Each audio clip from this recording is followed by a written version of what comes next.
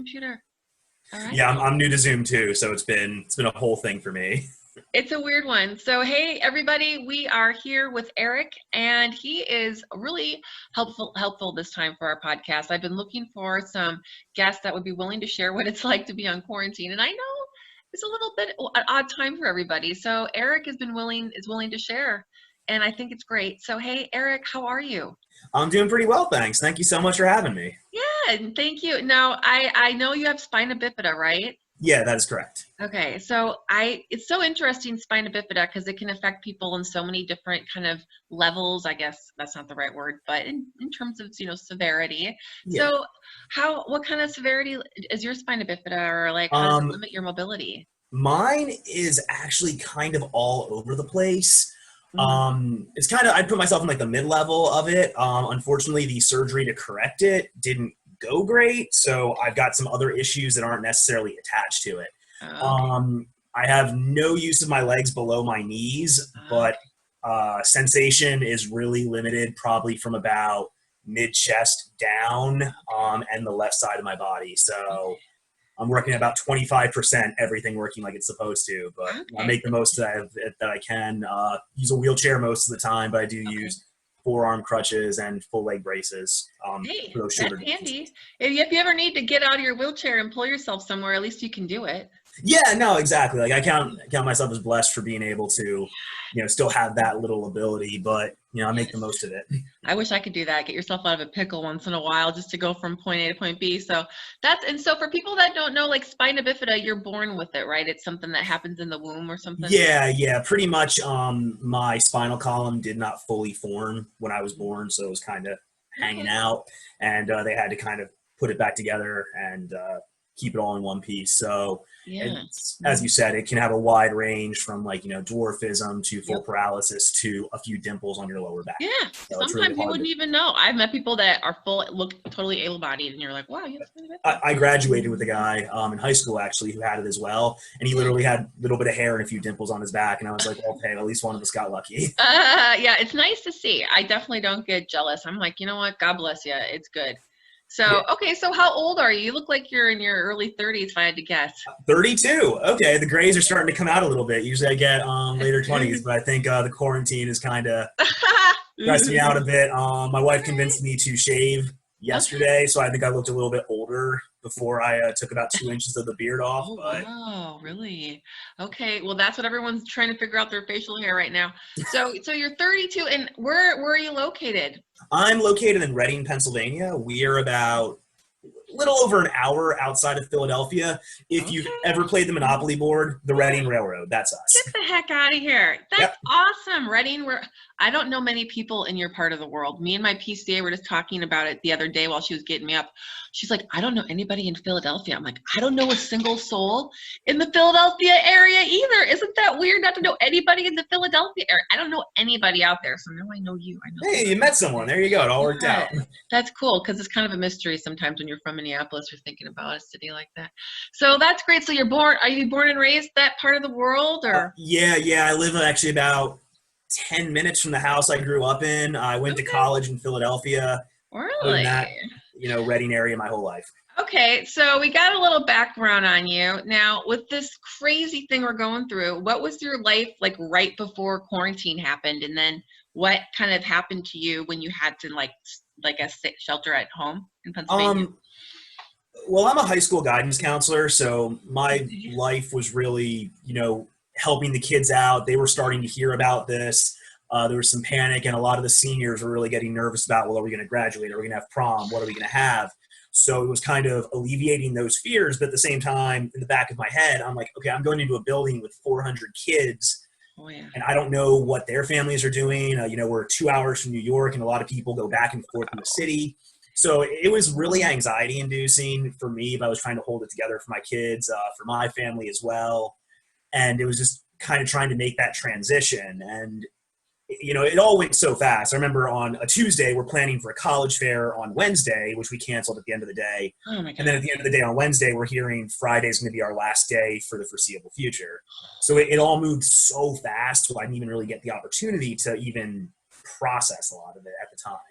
Yeah, and I think everybody didn't realize how permanent it was going to be for the school year. I think a lot of people thought we were all going to go back within a couple of weeks or something. Yeah, our governor, he Mhm. at first shut us down for 2 weeks, then extended it a week, and then the Friday before Easter, he's like, "You guys aren't coming back." So then we were in full panic mode of, like, I've spent the past week and a half literally just trying to figure out seniors and what we're going to do for graduation and stuff like Oh that. So, my God. I had no idea you were a high school guidance counselor. I've just been so sad for all the seniors, and I don't even know a senior. I can't imagine what it's like to have to miss out on these rites of passage right now. yeah, How are they doing? How are you helping them?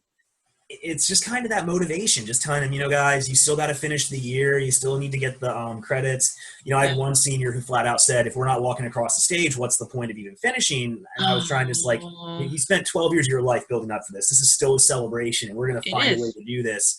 Hmm. Whether it's, having you guys walk digitally, doing our ceremony in August, or even as late Yeah. as December, we're just kind of rolling with the punches with this, and we're really trying to do the best we can to support these kids. And you got to be strong for them, which is interesting. So I think when you have to be strong for other people, do you find that you just find yourself stronger in general then? Um, Mhm.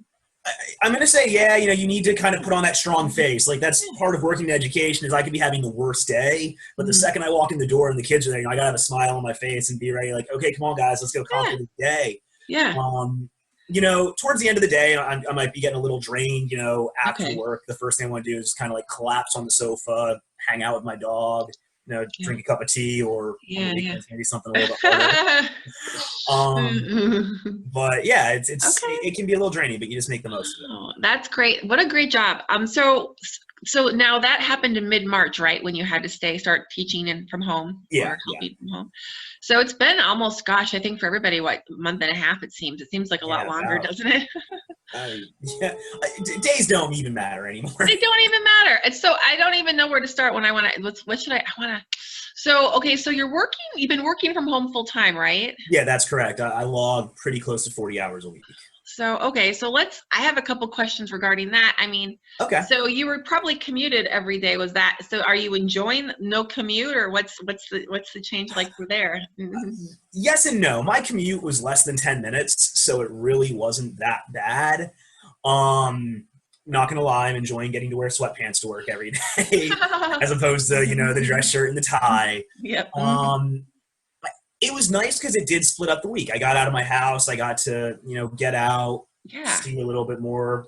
Maybe after work, run out, get a cup of coffee, or meet a coworker or my wife for a drink. Yep. It's not too bad, but I would like to be getting out of the house a little bit more. That's the Going a little thing. stir crazy. You're more of a social butterfly probably than I am. I'm used to being a hermit, but it sounds like you go out more than me. And so, what are you doing then to kind of make up for the socialness? Are you guys doing online happy hours? Have you tried that? Yes, actually, my parents have been putting those together pretty much every Friday. Fun. Um, Mhm. my buddies and I were doing an online D&D campaign on Discord. Ooh, You can do that it sounds right here. good. It's been fun. Yeah. It's been more fun than I expected it to be. Just trying to keep in contact with my friends through Instagram, text, calling on occasion. Just trying to keep those social connections open, but it does help with me working, so much is I have students contacting me all day, every day. So I do have that communication. Now, obviously, Yeah. talking to a 15-year-old about I'm upset at my boyfriend versus talking to my friends about something I actually want to talk about is a little bit different, but Yeah. it's still social interaction. It's good, and it keeps your mind busy. It's always good just to stay busy during this type of Yeah, time. yeah, absolutely. Right. So, okay, so that's great. It sounds like you're managing pretty good. And how about you and your wife? What are you guys doing to have fun on like date nights? So you guys having like anything cute you're doing? Um, Once a week, we try to order out from a local small business, just so we can kind of support them. My wife Yep. works at a bakery in our Okay. hometown, so we have a lot of connections. Friends of ours own some of them, so we try to do that once a Oh, week. okay. That's Just great. Mhm. reconnecting. We've only been married for about a year and a half now, Okay. so it's really cool because even after we got Mhm. married, it was kind of like right back into us both working full time, so we didn't ever had that honeymoon stage per se to really just Oh, enjoy each other. So this is it.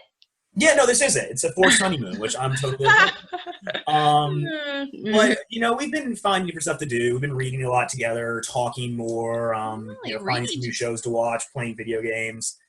We both absolutely love to cook, so we've been spending a lot of time in the kitchen. So. Me too. That's what I've been doing with my boyfriend as well. I love to cook with him. That's awesome. Very cool. So how about supplies? Have you run into any supply shortages for medical stuff or even household stuff? Like everyone else, we've been having issues finding the, flour, eggs, toilet paper, paper towels, stuff like that. Thankfully, we've gotten pretty lucky. My wife runs out about once a week, and we've, for the most part, been finding stuff. We sometimes have to get a little bit creative with where we get it from. Like, we got flour from a brewer at a farmer's market last week. Oh, cool. Yeah, no, we've already gone through that, so it shows you how much we're in the kitchen. Medical supplies really have not been that bad. I have most of them set up on auto ship, so they've been coming. Nice. I think that's convenient. I get my supplies shipped as well. That hasn't really changed, and I haven't run into any supply issues there either. Yeah. And my wife's aunt, she's an amazing knitter and seamstress, so she made masks for us. So with that as well, we haven't really had too much to worry about. The masks. Now, do you wear your mask every time you go out like a good citizen? Yes, I do. Yeah. My wife is, with me being higher risk, she's very much like, you're not going anywhere that you're going to be at risk. So my going out is driving her to the stores and then her going inside. So you're not even going in the Targets or anything? No. This is probably the longest I've ever gone without being in a Target since I was probably like 17 years old. Oh my Lord. Wow. Gosh. Well, that's good. You're being so careful. I should be more. I'm going into Target. Maybe I should stop. I don't know. Well, don't get me wrong. I'd be going in if I could, but I don't need to upset the wife with that. And I'm still getting out of the house, so that's kind of the important part. But I do wear the mask when I'm just sitting in the car. Just it's getting nicer, so I open the windows, and I'm just trying to be safe about it. Absolutely. Now you use your wheelchair most of the time when you are out, right? When the only times I won't use my wheelchair when I'm out is if I'm going to, like, say, a really small restaurant or like a small boutique store where I know it's going to be harder for me to get around in my wheelchair than on my crutches. Well, the question I was going to ask you next is when you use your wheelchair, have you taken any walks recently? And if so, have you had any issues social distancing from people on sidewalks? I've been noticing other people have been complaining that people are not getting out of their way. Yeah, I feel like that's a normal thing for people with or without the quarantine. I know. We thankfully live in a really nice suburban neighborhood. Not a lot of traffic, so for the most part, my wife and I, we'll just like walk on the edge of the street. It's about a little 1.5 mile loop that we do. Good. At least you have somewhere to walk. Yeah, we've had no problems with people giving us space. A few runners, they sprint by, but they're gone in a second. So we haven't had too many issues. Good. I know. I fortunately, I've run into a couple old people that get really close to me when I'm at Target, and I don't think they understand the 6-foot rule. I'm like, I think some people, I don't know, some people don't seem to respect it at all. Like they think it's fake. I think part of it is just the cultural background. Me, I'm part Puerto Rican, so I have that, like, oh, there's a family member, I want to give you a hug. Oh, there's my friend, I want to give you a high five. And I know, like, when I saw my dad a few weeks ago, the first time after all this started, he was like probably about a foot away from giving my wife a bear hug. I was like, oh wait, I'm not supposed to do that now. And so I think part of it is just the personality as well, because I'd love to just run up and give someone a hug right now, but I know. It felt so weird. I saw my mom from my car the other day to pick up some Easter dinner, but I didn't get out of the car. She just made me dinner, but she came over to my window, and it felt so weird not to hug your own parent, doesn't it? Yeah, I know exactly what you mean, and just especially coming from a naturally more physical. Hurt my soul. And my mom was afraid to hug me too, because she was worried about germs, because she knows I have my PCAs coming every day. Oh yeah, it's a weird time, isn't it? It really is. My father has MS as well, and so my mom is completely just I don't want to say overly paranoid, because I don't think right now you can be overly paranoid with being safe. Yeah. Well, so now what's your next couple of weeks look like I don't even know what to ask you next. It's such a difficult time because nobody knows when this is going to end. So yeah, I got to say, it really only got tough for me probably in the past 7 or 8 days, because it looked like we were starting to see the light at the end of the tunnel. Yeah. Here in Pennsylvania, I think on May 8th we're going to start opening up stuff slowly. Okay.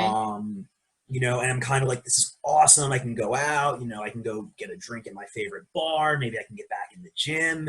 But then at the same time, I'm thinking, are we doing this too fast? Are we potentially setting ourselves up for, and I'm prepared for a second peak. I really am.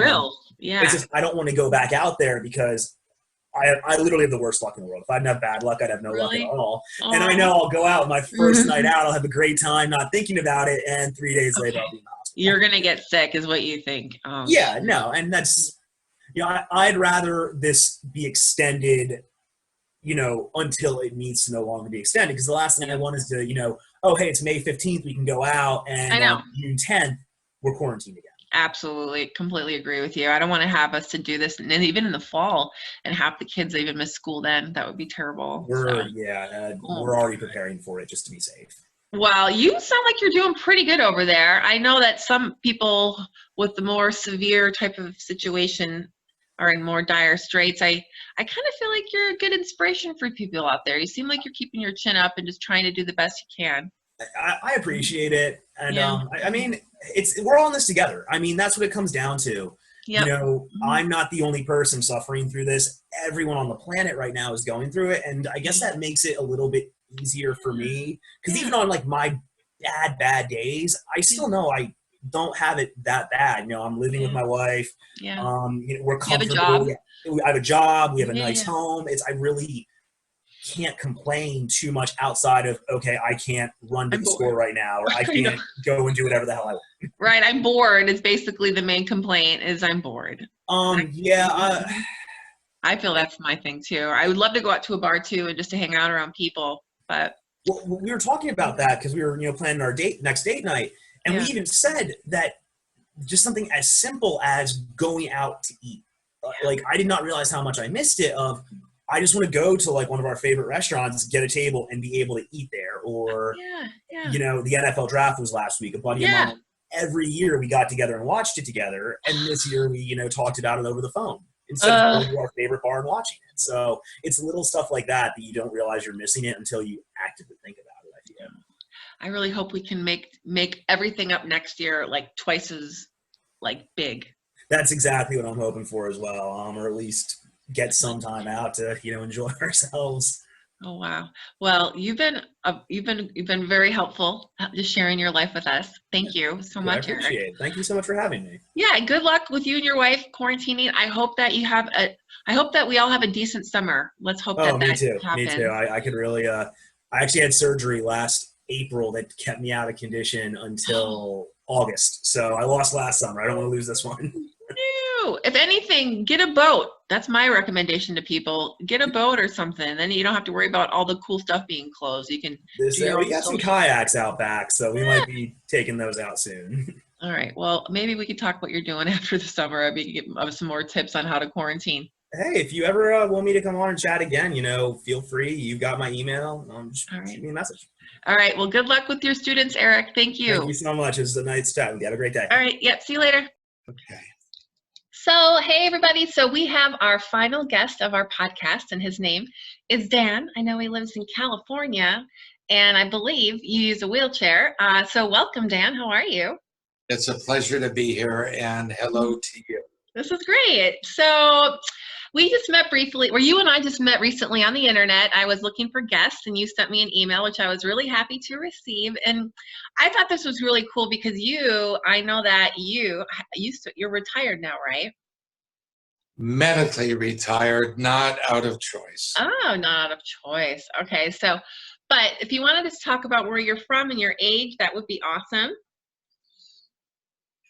Well, I graduated decades ago from Stanford, obtained a degree in law, and for 21 years worked on Wall Street. Wow. Specifically with merger acquisition law of publicly traded companies. Wow. And one day I decided to go in and get an annual flu vaccine. Oh. That was the last time, a little over 28 years ago, that I ever walked. I was ventilator and G-tube dependent for just under 5 years. What? Wow. In a hospital that was a real challenge because I had no way to speak, no way to communicate, and sometime during the 4th year, my eyes began functionality. I was able to blink my eyes, and at that point, I was able to communicate by blinking my eyes to every letter of every word that I wanted to spell. And that was so frustrating Oh my because God. a nurse would be standing alongside my bed with a pencil pointing to like the first letter A, and I'd start spelling a word. She'd be called out of the room, wouldn't remember where she was. I'd have to start over again. Long story short, it took about 45 minutes to spell one word, and it was exhausting. I remember vividly at that time that just to blink my eyes with my neurological disease was exhausting. I developed axonal Guillain-Barre, which is the most severe form of Guillain-Barre from a flu vaccine. And I also have developed CIDP, which is chronic inflammatory demyelinating polyneuropathy. And unfortunately, not only do I have no mobility, my legs, my hands, my arms, but at the end of the day, if I get stressed, I can't even move my jaw. What? So I've had a few caregivers over the years thinking that I died in my wheelchair, but I still had a. Wow. Life is a challenge, and what I've learned, which is like the most important lesson that I've ever learned in my life, is that we still are very, very fortunate to be where we are because there is always someone else that would give anything to be in our shoes. Anything. Yeah. There are so many people that can't breathe on their own in addition to not being able to move, that can't see, that can't hear. You kind of have to look at the bright side because I know it's so challenging, and disabled people get taken advantage of more probably than anyone on this planet, whether it's buying a wheelchair or buying a product, and they're so limited to the recourse that they have. So it's a very challenged life. And you gotta kind of, go with the flow and just kind of deal with it. One thing that has helped me immensely is to try to get people involved in my life where I can at least talk to them, at least meet them, at least carry on a conversation with them during the day. Because there was about 8 years where I just existed with my caregiver and had no contact literally with anyone. So I strongly recommend just trying to, have people involved in your life. And just to be able to, even if it's on the phone or if it's a video chat, it is still something that helps. Absolutely. And especially now with everyone being at home, I mean, that situation you were in with your caregiver all those years, it's kind of like being at home all over again right now in a way, isn't it? Where you're not really going out and seeing people, or are you still going out? No. Are you being careful? Absolutely. Good. It's not just staying indoors, but it's literally if you have food, taking precautions where the packaging is wiped down and trying to get that stuff, the food that you need to survive, in a refrigerator, making sure that you're doing everything you can with this virus. When's the last time you've been outside your house? COVID-19. I'm sorry. Sorry, when's the last time Can you you say went that out? again? When is the last time you left your house?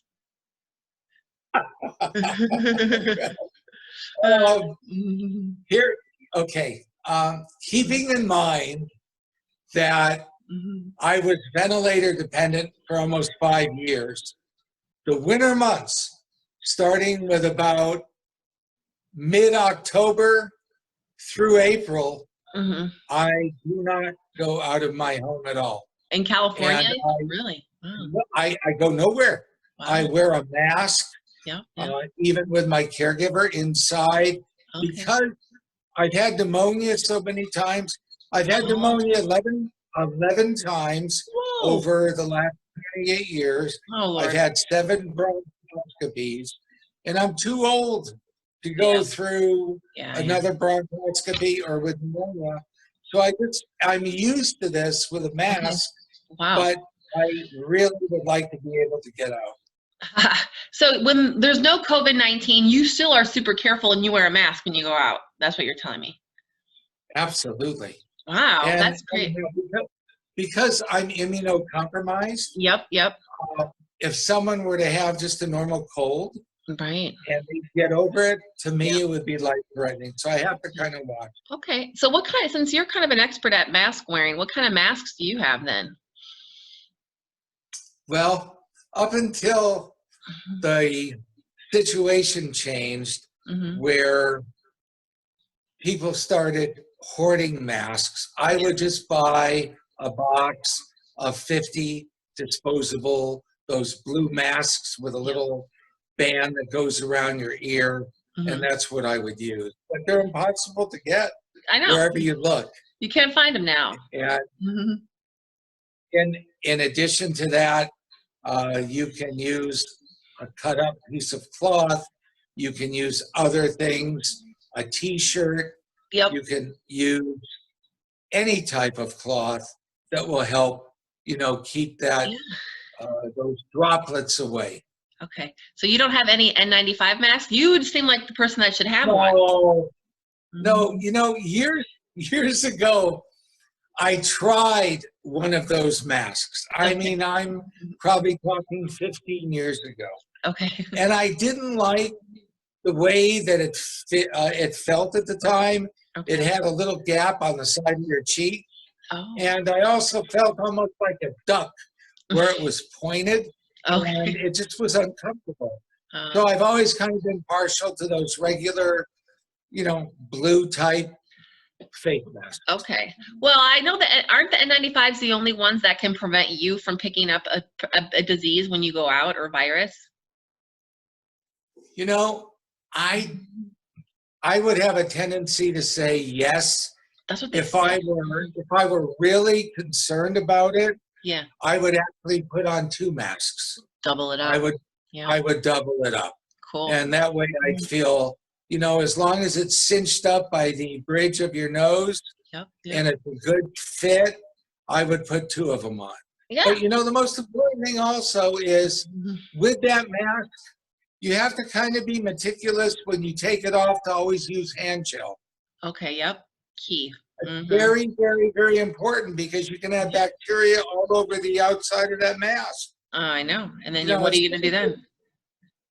That's a good key. Well, It's kind of hard though for some people. So should you use gloves then to take the mask off and then just throw it away, right? Well, yeah, I would never use the same one twice. You never saw it. All right.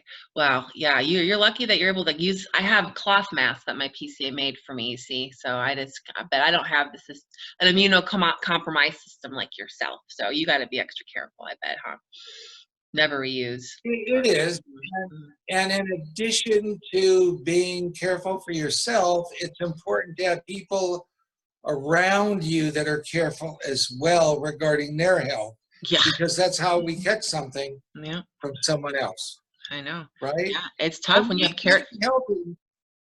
Absolutely. Eating healthy is very important too. Yeah. No matter how sick you are, you can always help yourself by primarily eating a lot of vegetables, juicing vegetables, fruit, and you'll feel the difference immediately. I know. Uh, Yeah. You're probably, since you have an immune system compromised system, you probably are really good at figuring out how to eat with health, right? Do you eat healthy almost every day then to keep your immune system in order? I do now. I did not before because I am 6'3". And when I was discharged from the hospital, I weighed 138 pounds. Oh, wow. That's Being very small. on a ventilator, having a feed tube, Yep. that feed tube is it's in a bottle of liquid goop. Yeah. And that's all that goes into your stomach. So I could not eat or drink anything during that time. So I went crazy for about 4 months and put on, I would say, I went back to the hospital where I was. Yeah. I was weighed in every month. I was averaging about a pound a day weight gain. Wow. Put on 60 pounds during the first 2 months. Wow. I was eating everything in sight. Pizzas, junk food. Oh no. Hamburgers, everything I could possibly get. I don't blame you though. Being on the ventilator that's a long, long time. No, yeah. Being ventilator dependent is one of the worst case life situations that a human being can go through because you're dead and you're being kept alive by a machine. I know. And I remember when I was weaned from that machine, I kept failing what they call a blue dye test. And for years, they would give it to me like twice a year. What they do is they get you propped up in bed. You're kind of like at a 75, 80 degree angle. And they give you a little bit of soft serve yogurt with some blue dye in it. They give you 1 teaspoon to swallow. Okay. Then they immediately aspirate. You have what's called a trach after a tracheotomy. Yep. They go ahead, they stick a plastic tube down into your lungs and suction out. If you have blue coming out of your lungs, you aspirated and you failed so you can't eat anything. And I kept failing that test year after year after year. Wow. Until I finally passed. Yeah. And I was so happy. But then for about a month, they had me eating baby food because I hadn't had any type of food during those years. How did it taste, the baby food? Was it horrible or was it amazing? No, it was amazing. It wasn't amazing, yeah. I like these bananas are not that bad in the baby food world, the mushed bananas. Okay, now before I was going to ask you, Guillian Barre. Now, what exactly is that? I think I had a boyfriend when I was a teenager after I broke my neck, and he was a paraplegic from a deer bite, and he got Guillian Barre from a deer bite, which was really weird, and he lived in the country. So can you explain what causes that? What exactly is that? Guillian Barre. Absolutely. Yeah.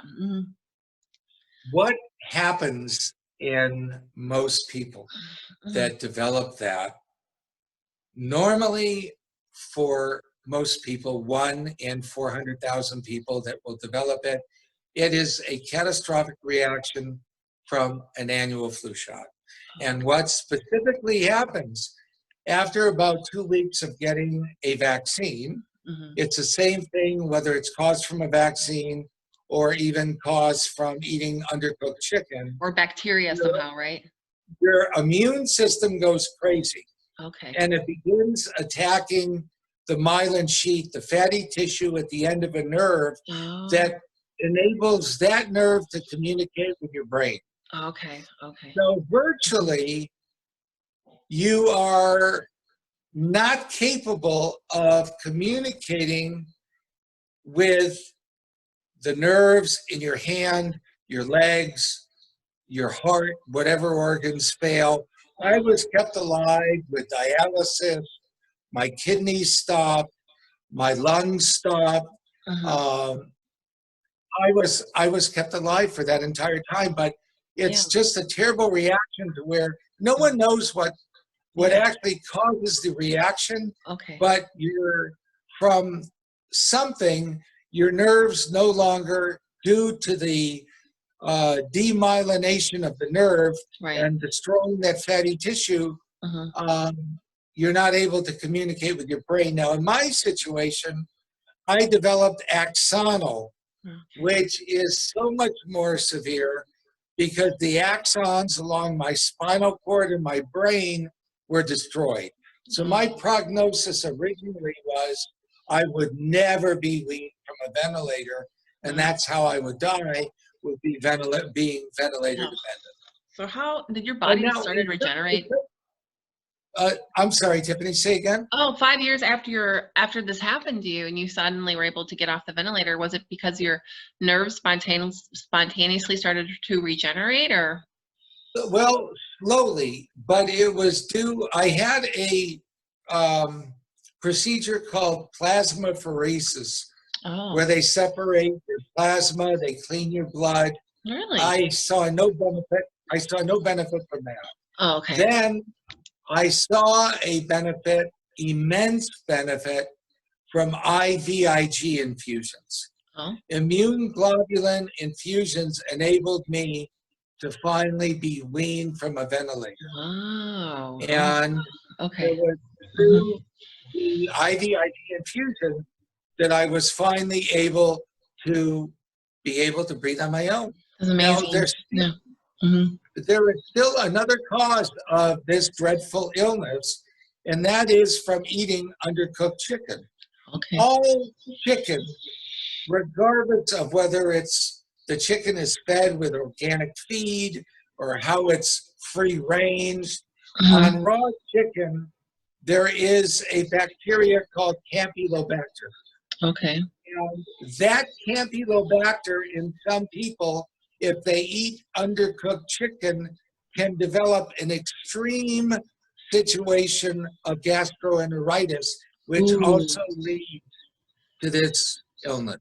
Okay, that's crazy. So they always tell you to cook your chicken, but you never think it would be that terrible.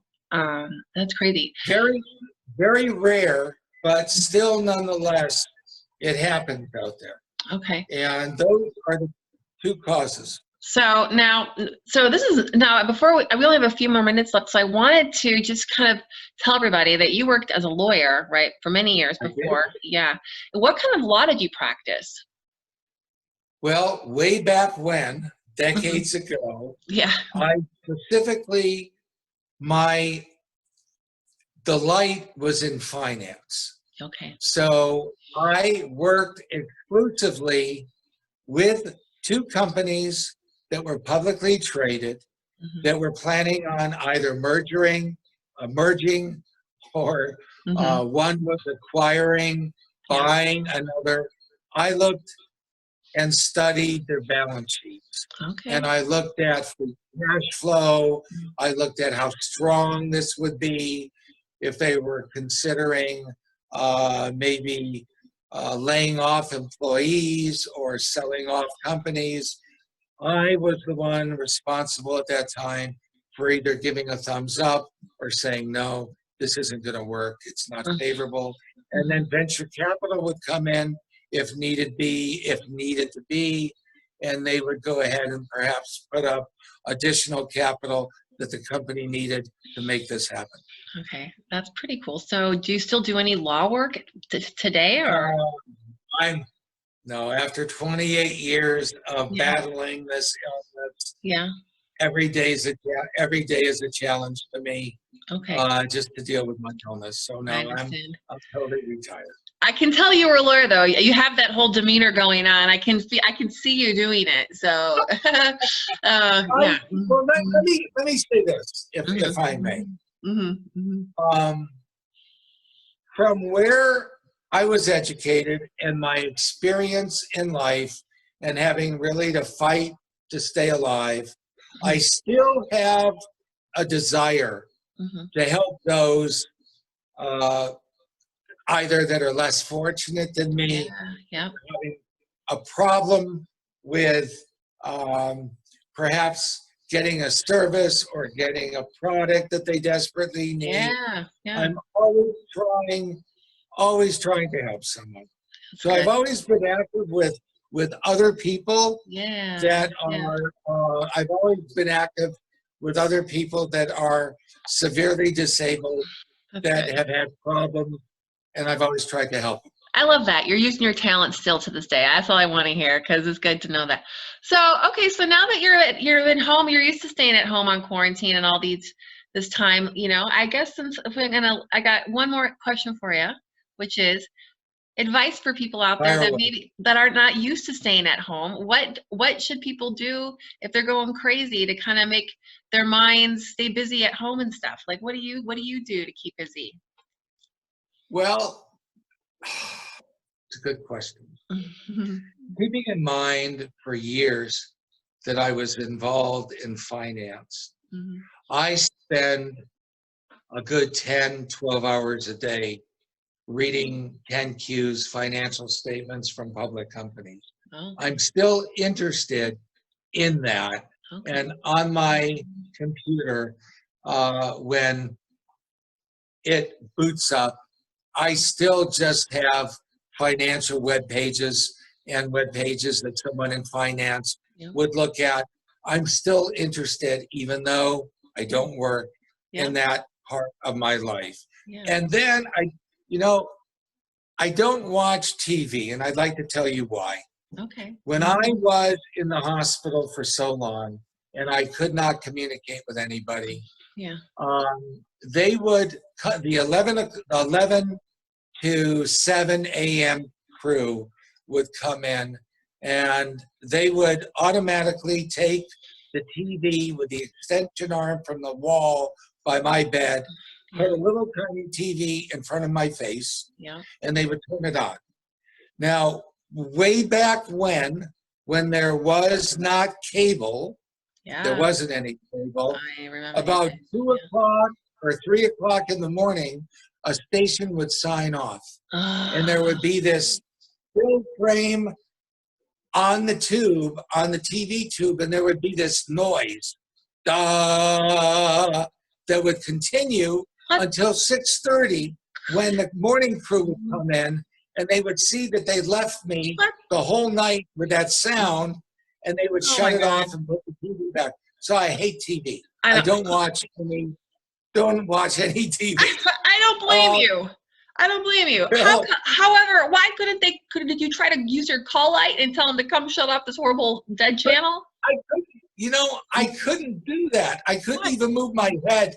They tried wedging a little piece of metal that was a communicator for quads under my head. All I had to do was turn my head ever so on that little piece of metal, and it would summon a nurse. I couldn't even move my head. Oh my God. And, wow. I'll share one other thing with you, and that is when you're on a vent, you need to be suctioned. Yeah. And you need to be suctioned every 2 hours. Yeah, I heard this. There's no way your lungs can survive. And during the middle of the night, that respiratory therapist has maybe 20 other people to suction. And if you're not suctioned on a regular basis, your mouth starts filling up with all that mucus. And it would drain over and drain over and drain over. And my eyes would be on that door waiting for someone to come in and suction. It sounds like abuse almost, borderline abuse, honestly. That's why I was so grateful when I got out of the hospital. I never complained. I don't blame you. I never complained in my life. I have a funny story to tell you, and that is, years ago, I went out to a wild animal farm. And it was in the northern part of the San Fernando Valley, past Magic Mountain, and it was owned by an actress whose name is Tippi Hedren. Oh my gosh! She was in a famous, a very famous movie by Alfred Hitchcock, I think, called The Birds. The Birds. Yes, I'm very familiar. My mom loves that movie. So I went out there. I was friends with a guy that produced commercials, and he had raised a Siberian tiger from being a newborn. So here I am, I'm meeting his tiger. I go into the cage. The tiger comes up just right below my chest. And he said, come on, Dan, pet him. Let him know that you're a good guy. So I start petting his coat. First time I ever touched the coat of a tiger. Cool. It felt like the hair honestly felt like it was made out of steel wool. Oh, I never felt any hair that strong. Wow. So we go for a walk.